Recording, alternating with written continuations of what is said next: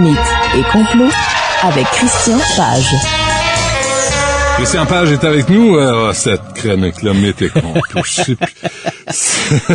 Dans une semaine d'actualité, c'est toujours particulier. Oui, oui, absolument. De s'arrêter puis de parler des bonhommes verts puis des bibites puis des patentes. Et cette semaine, on en a des solides. Ah, ouais. OK, bon, ben allons-y donc. C'est quoi ce procès pour fraude? Ben oui, écoute, Benoît, tu sais, on a tendance à poursuivre, depuis quelques années, on poursuit à peu près n'importe qui pour n'importe quoi. Hein. On a toutes sortes de procès un petit peu loufoques.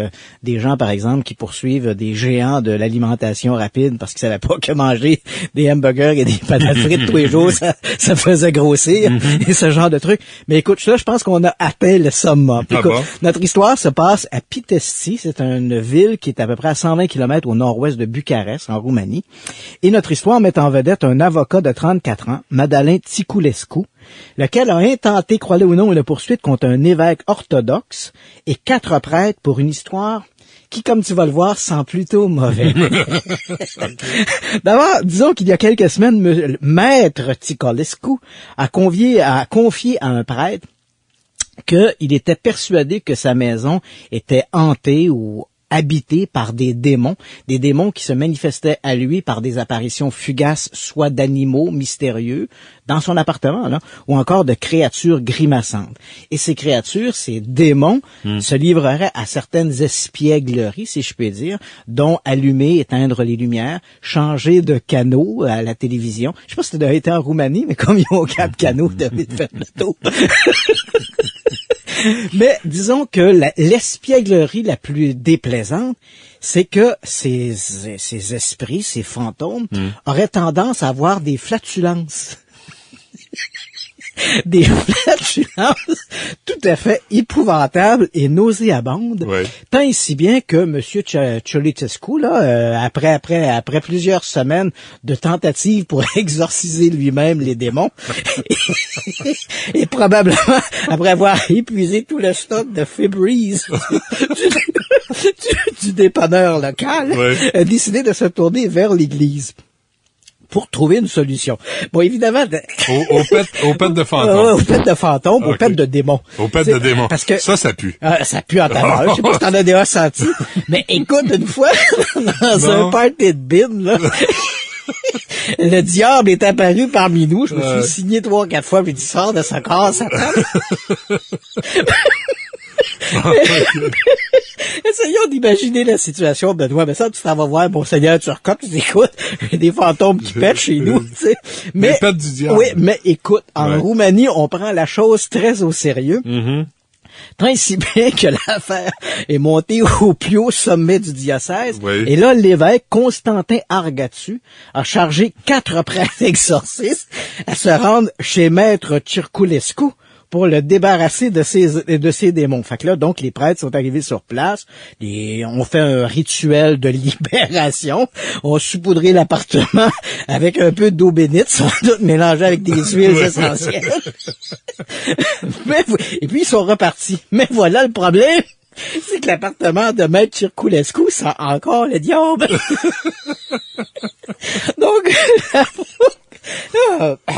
Donc l'avocat a déposé une plainte en justice. Oui. Il accuse maintenant l'évêque Argatu et les 4 prêtres exorcistes d'avoir failli à la tâche. Et il considère en fait que leur rituel était un peu une arnaque. Donc il a déposé plainte. Et crois-le ou non, c'est parce que évidemment c'est tout à fait loufoque, mais dans une première instance, un tribunal local a rejeté la plainte, on les comprend. Même en Roumanie, on a quand même un peu de bon sens.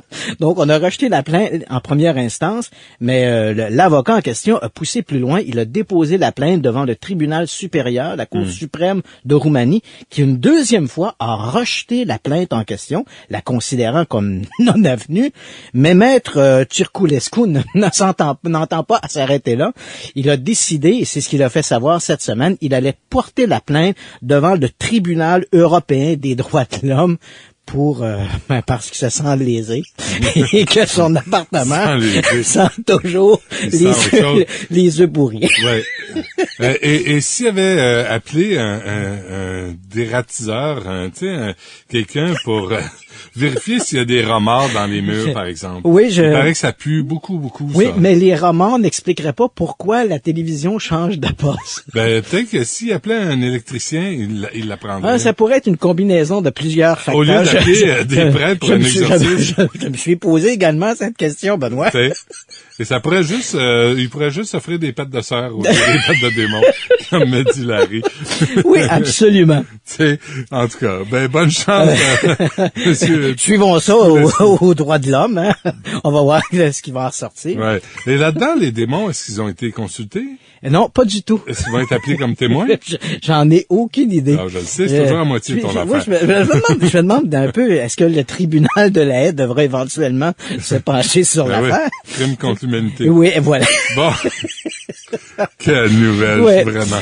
Victime d'un poltergeist. Oui, restons dans le domaine des fantômes. Cette semaine, c'est la chaîne, la France, la 3, comme les Français disent, donc la chaîne France FR3, qui a annoncé que la semaine dernière, une famille de Manqué-Nortebécourt, hein, c'est le nom du petit village. Veux-tu le refaire? En fait, Manqué-Nortebécourt. OK. Ça se passe dans la région du Pas de Calais, dans le nord de la France. C'est le pays des ch'tis. Oh, pas de mauvaise blague. Non. Bon, et apparemment, ces gens seraient aux prises avec un poltergeist particulièrement violent. Donc, les événements ont commencé. Donc, un poltergeist, qu'est-ce que c'est? C'est un esprit, ou à tout le moins une manifestation surnaturelle qui se produit de façon spontanée. Hein. Ce qui caractérise les poltergeists, c'est que ça débute spontanément une journée. Ça dure généralement peu de temps et ça s'éteint de lui-même. Ça peut durer quelques jours, quelques semaines. Dans de très rares cas, ça se poursuit pendant des mois. Mais c'est une manifestation qui est très localisée dans le temps. Donc, ces manifestations-là ont littéralement commencé du jour au lendemain et ça se manifeste par des coups frappés dans les murs, des meubles qui bougent et des objets qui sont lancés comme ça au travers de la pièce. Ce qui est assez particulier de cette histoire de poltergeist. C'est comme une femme de mauvaise humeur quand t'arrives tard le soir. Hein? Et là, tu vois des secours volants. Et dans ce cas-là, ce qui est assez extraordinaire, c'est que les événements, les objets sont lancés au travers des pièces, mais ils sont visiblement lancés en direction des personnes qui se trouvent présentes. Et tant et si bien que plusieurs personnes ont été blessées. L'un des membres de cette famille, tu le comprends, on n'a pas révélé le nom de la famille en question pour garder l'anonymat, mais... De source sûre? Écoute, c'est la 3, enfin. Oui. Après ça, tu tombes à la 6. Écoute, on raconte que des gens, des membres de cette famille ont dû être hospitalisés au début du mois d'avril parce que l'un d'eux avait reçu une chaise en plein visage. Quand même. Écoute, c'est du sérieux, là. C'est ça. Et donc, il a été hospitalisé et la dame, la mère de famille en question, elle a dû être vue par un médecin parce qu'il y a également des pierres qui apparaissent, qui semblent passer à travers les murs. Qui sont lancés dans l'appartement. Et la dame... Des pierres à travers les murs. Oui, et la dame en question a été frappée au dos par l'une de ces pierres. Au dos, oui. Au dos, oui. Et donc, elle a dû être vue par un médecin qui finalement a trouvé, bon, il y avait des ecchymoses, mais sans plus. Mais l'affaire a pris de telles proportions que des autorités municipales de ce du Nord Pas-de-Calais ont dû intervenir en relogeant la famille en question sur un terrain de camping, dans une espèce de maison mobile, en attendant de leur trouver un nouveau logis où ils pourront aménager en toute sécurité. Évidemment, les autorités ne disent pas s'ils ont fait appel à des dératiseurs, des fantômes, des chasseurs de fantômes ou encore des prêtres pour essayer de trouver la source de ces mystérieuses manifestations dans l'appartement, mais on est toujours en attente de ça. Bon, on parle d'une chaîne de télé, là, France 3. Oui. Avec des images. Oui. Avec des caméras. Oui. Mais on n'en a pas vu de on n'a ces pas images. d'image. Non, on n'a pas d'image. Non. C'est bizarre, hein? Et jamais d'image. C'est toujours la même chose, hein? Toujours quelqu'un. Les roches qui passent à travers le mur. Tu veux les voir? Je voudrais le voir. Comme le disait si bien Yvon Deschamps, Absolument. on veut pas le savoir, mais on veut le voir. Ah là, on veut le voir. Ouais. Même pas besoin que ça soit en HD, hein. Non. Juste les voir en mauvaise... absolument d'accord avec toi. En vieille image, ça me dérangerait pas, mais il faut quand même... Au mieux, France quoi? 3 nous a offert la journaliste devant une maison, nous disant que c'est là que les manifestations se passent. Ah oui, ça, c'est du grand journalisme. Ah, absolument. Alors, je suis devant la maison où les roches passent à travers le mur. Et tu te rappelles l'endroit, là? C'était à Manqué-Nortebécourt. Juste être capable de prononcer le nom de l'endroit. C'est particulier. Tu mérites le poste de journaliste. Absolument. On s'arrête là-dessus, on revient après la pause avec Christian Page. De retour avec Christian Page et son journalisme de source sûre. Alors, quelle est cette nouvelle? Écoute, je fais même pas le préambule. Je te le laisse. Oui. Le Chupacabra fait encore des siennes. Et là, fais une pause. Fais une pause, Christian, parce que là, les gens viennent d'agripper le volant. Absolument. Ils viennent de se dire, arrêtez de parler. On était enthousiastes à l'idée de cette nouvelle. On a des nouvelles du Chupacabra. Voilà. Alors, là, portons attention. Soyez prudents si vous nous écoutez au volant. Soyez prudents. Écoute, Benoît, ça fait la deuxième fois que je t'en parle en 3 semaines seulement du Chupacabra. C'est un retour. Écoute, c'est le grand retour. Fait que, et effectivement, depuis quelques semaines, on en a parlé, comme je te l'ai mentionné il y a 2 semaines, de cette histoire de Chupacabra. Depuis le début du mois d'avril, les apparitions de la mystérieuse créature sont en monte en flèche sur l'île de Porto Rico. Curieusement, c'est dans l'île de Porto Rico, au milieu des années 90, que le Chupacabra est apparu dans la culture ou le folklore populaire. Et là, voilà que c'est un retour aux sources. Attends. Folklore populaire? Es-tu en train de me dire que c'est pas vrai? Écoute, on attend tout. Mais écoute ma nouvelle, puis peut-être qu'on pourra changer d'avis d'ici la fin. Tu commences à avoir des doutes à propos du Chupacabra. Jusqu'à maintenant, j'en avais. Mais il commence à se dissiper, comme tu vas le voir. Donc, depuis le début du mois d'avril, les manifestations grimpent en flèche dans l'île de Porto Rico et plusieurs agriculteurs d'un bout à l'autre du pays ont commencé à rapporter toutes sortes de mutilations d'animaux. On parle ici de chiens, de poules, mais surtout de chèvres, parce qu'il faut le rappeler... Chupacabra en espagnol veut dire le suceur de chèvre. Et dans le cas de... C'est pour ça que les chèvres sont si heureuses. Et dans le cas... Mais il paraît qu'il fait pas de distinction entre les boucs non plus. Et c'est tout cela pour dire que dans la plupart des cas, ces animaux ont été trouvés avec des plaies béantes à la gorge, comme si l'animal avait utilisé une sorte de dard, une sorte d'aiguillon pour percer la chair et sucer l'animal, le vider de son sang. Soyons précis, Christian.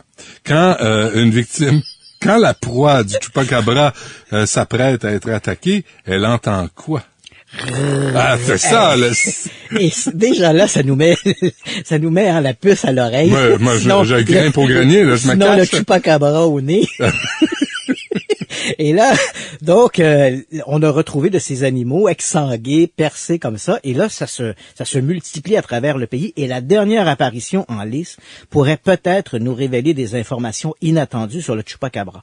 Écoute, Benoît, je te la raconte parce que c'est vraiment exceptionnel ce qui s'est produit. J'écoute. Notre histoire débute le 18 avril dernier, donc il y a 3 semaines maintenant.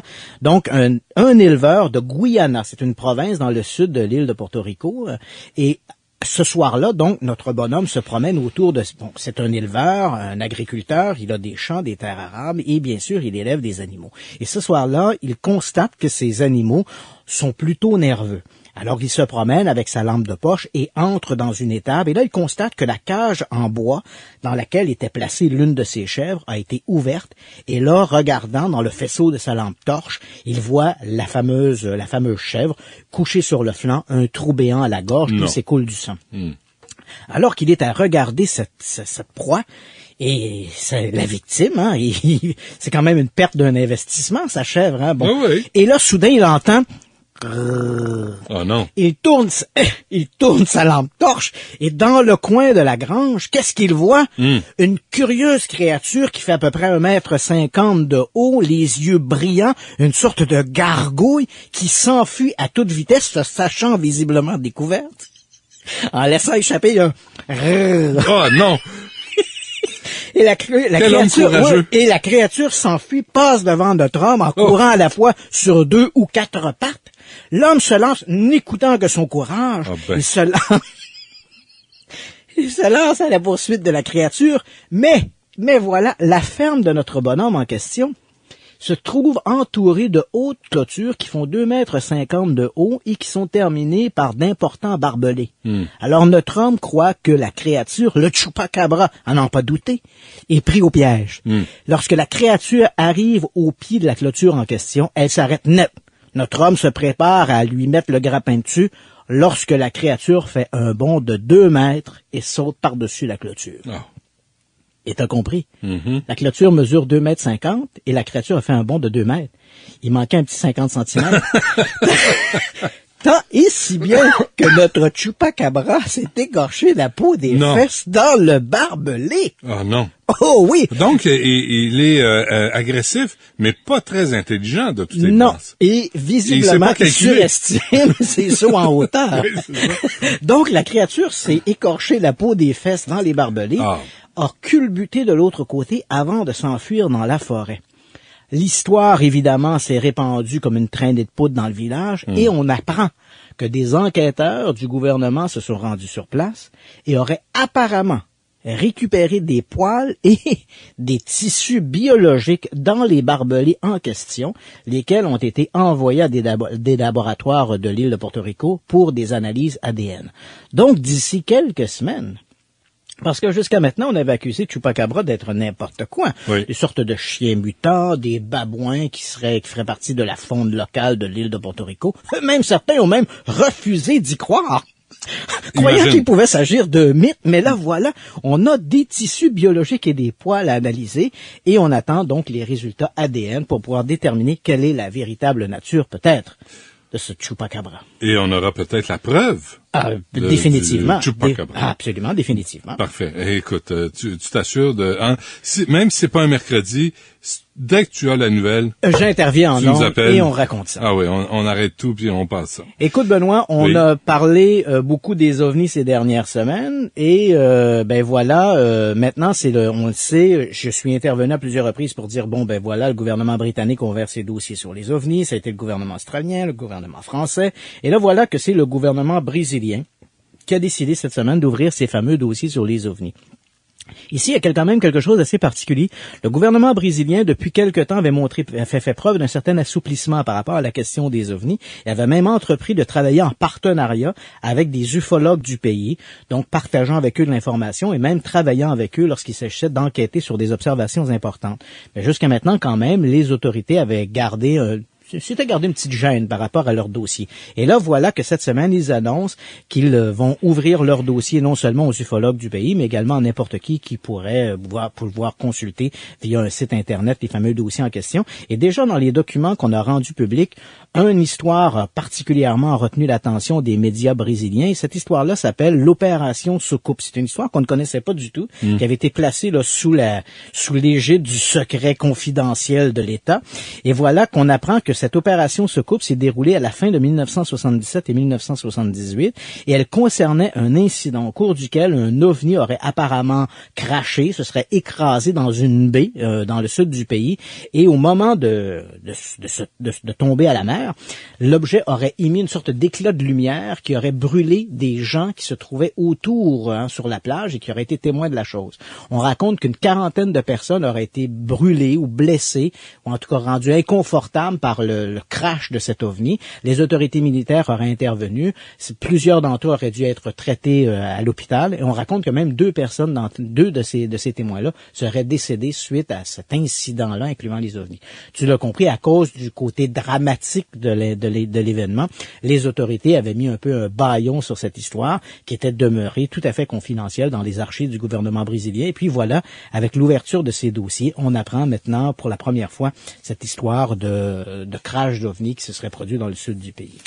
En 1977. En 1977, et l'enquête s'est poursuivie de 1977 jusqu'à la mi-1978. Ouais. Est-ce que tu lis le portugais? Non, malheureusement. Oui, ça va nous prendre un décodeur. Ouais, c'est ça. OK, et 1 million pour Bigfoot? Ben oui, écoute, Benoît, l'été revient, le beau temps revient. Soyez prudents. Oui, absolument. Et avec lui, bien sûr, les randonneurs vont se donner rendez-vous sur toute la côte ouest américaine et canadienne. Tu sais, quand on part en camping, les choses qu'on fait en camping, dans une tente de camping, soyez prudents. Oui, ça ne le regarde pas. Parce qu'il y a Bigfoot toujours, pas très loin. Absolument. Et Bigfoot, là, on l'appelle pas Bigfoot pour rien. Non, et tu sais que certains, et on prétend que les femmes, qu'il existerait une technique par laquelle on peut mesurer la longueur de l'instrument masculin en regardant la longueur des pieds. C'est vrai, ça? Je comprends pas ça. C'est une rumeur. OK. Fait que s'il s'appelle Bigfoot. Voilà. Et tu sais que Donc, comme chaque été, des milliers de randonneurs vont se donner rendez-vous dans des forêts de la côte ouest américaine, le camping, etc. Le camping. Le camping et le trekking. Alors, évidemment, une compagnie de bière, la Past Brewing Company et Olympia Beer, ces gens-là ont décidé de capitaliser autour de cet événement saisonnier en offrant $1 million à quiconque va ramener vivant un Bigfoot. Et là, évidemment, on n'espère pas que des gens vont commencer avec des armes à feu à se rendre en forêt pour commencer à tirer, à faire feu de tout bois. Là. Tout ce qui est poilu et qui marche dans la forêt. N'est pas forcément. Attention. Non, mais parfois, il est trop tard. Il peut être trop tard avant que tu t'en aperçoives. Hein? Absolument. Il était gros, il était poilu, j'ai tiré dessus. Voilà. Ben non. Fais pas ça. Prends pas de chance. Et cette compagnie-là, donc, évidemment, a mis un bémol en disant, écoutez, nous, on veut pas que les gens, on n'offrira pas la prime à quiconque ramènera un Bigfoot blessé là, à coup de poignard, à coup de machette. Non, mais ils veulent vivant. Ils le veulent vivant. Quoi, ils veulent l'inviter pour l'été? En tout cas, sur leur site Internet, ils promettent que la créature, si elle est ramenée, sera traitée avec humanité et bon. Mais comment tu ramènes ça dans ton sac à dos? Écoute, c'est assez difficile, là. Vivant, là. Faut que tu sois préparé. Absolument. Tu chantes pas une petite comptine, pour le ramener. Ta blonde a beau être cute, tu sais, ça veut pas dire qu'il va la suivre. Voilà. Et eux, la seule chose qu'ils disent, c'est qu'il faut que la créature soit attirée avec des friandises. Évidemment. Ou une bonne bière. Ou une bonne bière, qui sait. Ou plusieurs bières. Peut-être que tu peux le saouler. Ah, peut-être. Et là, on ramène la créature et à ce moment-là, si la créature est saine et sauve, la compagnie va t'offrir $1 million. Tu deviens millionnaire. Tu deviens millionnaire. Mais la compagnie également offre le même $1 million. Parce que, bon, évidemment, elle comprend, comme tu l'as mentionné, que ça peut être difficile de ramener un Sasquatch dans son sac à dos. Ça rentre pas dans une Yaris, ça. Non, voilà. Mais ça rentrerait d'une décapotable. Une décapotable, oui, t'es mieux de baisser le toit. Mais s'il y a un Bigfoot, ça veut dire qu'il y a une famille de Bigfoot. Oui. Il y a Madame Bigfoot. Oui, Maman Monsieur Bigfoot. Oui. Les enfants Bigfoot. Parce qu'un Bigfoot tout seul peut pas vivre des décennies. Non, absolument. Il a besoin de se reproduire, lui-là. Tu vois-tu pourquoi je suis gros cerveau, moi, ici? Oui, absolument. Il y a des affaires auxquelles je pense, comme ça, qu'il faut régler avant d'aborder le problème. Et donc, mais la compagnie dit que si tu ramènes des échantillons biologiques qui prouvent hors de tout doute qu'on est en présence d'une espèce animale inconnue, tu pourrais être candidat pour recevoir le $1 million. Fais une prise de sang, Larry. Peut-être qu'on va passer. Entre les poils de Bigfoot et des poils de Chupacabra. Aïe, aïe, aïe. Il peut y avoir une grosse différence. $1 million pour le Chupacabra, je partirais à la chasse, moi. Bon, ça suffit. Merci beaucoup, Christian Page. Ça fait plaisir. Pour cette éloquente chronique. Merci tout le monde. On se reparle demain dès midi. Au revoir.